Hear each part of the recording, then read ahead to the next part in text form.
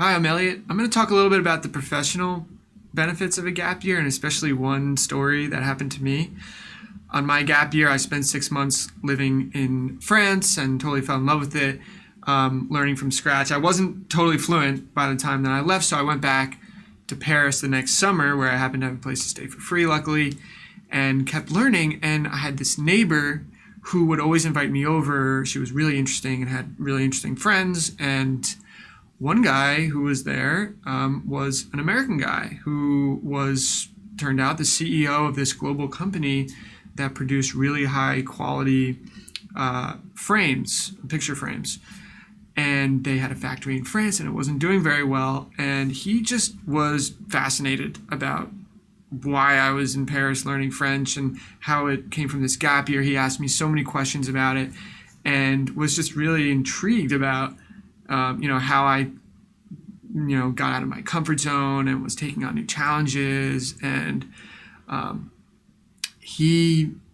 didn't even ask him, but after he came back a couple times to Paris, and he would ask me to meet for dinner every time, and he offered me a position working at that factory for the following summer, which it was paid. It wasn't an unpaid internship. It was a paid internship.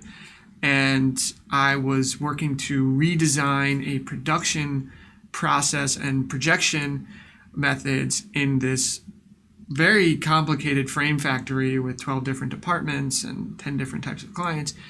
And, I had a lot of responsibility. And, the idea here is not that you're definitely going to meet a CEO if you take a gap year who's going to offer you a job, but it's that employers are really impressed with that type of experience. And it's not the only time, and it was not the last time, that I got a really good job offer because the employer was impressed of experiences that trace back directly to my gap year. So, thanks.